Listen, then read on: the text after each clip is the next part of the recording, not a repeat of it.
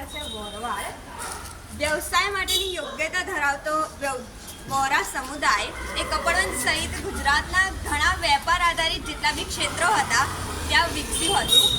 તો તેઓ એ જે સમુદાય વિકસ્યો હતો એ સમુદાયના જેટલા બી મોટાભાગના લોકો હતા એ બધા જ લોકો એ વ્યવસાય આધારિત હતા, વેપારીઓ હતા. આથી તેઓ ધંધાર્થે બીજા સ્થળે જતા હતા, એક નગરથી બીજા નગરમાં જતા હતા. તો આથી તેઓ ઈચ્છતા હતા કે તેમના જે પરિવારના સભ્યો છે એ તેમના સમુદાયના સભ્યોની વચ્ચે રહે અને પરિવારના સભ્યોની વચ્ચે રહે. સમયાંતરે આ જે વોરાઓનો સમુદાય હતો એ વિકસ્યો અને એક લઘુમતી સમુદાય બન્યો અને તેઓએ પોતાના પાડોશમાં રહેવાનું નક્કી કર્યું. તો આથી આ જે આપણે જોઈ શકીએ છીએ આ વોરવાડ એ જે એ લોકોનું રહેવાનું સ્થળ હતું લગભગ જેટલી બી વોરવાડો છે એ બધી વોરવાડો 100 વર્ષ જૂની છે અને એમાં આ કપડવંજની વોરવાડનો પણ સમાવેશ થાય છે.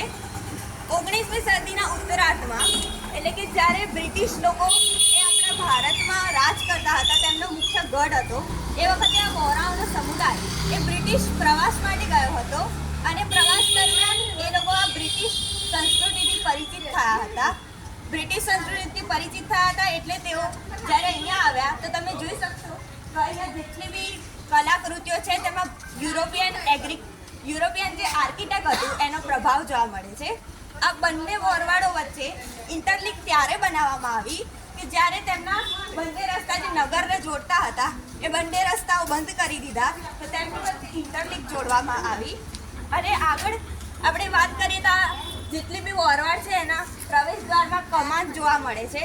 તો આ વોરવાડની હિસ્ટ્રી હતી. આઈ હોપ તમને ગમ્યું હોય.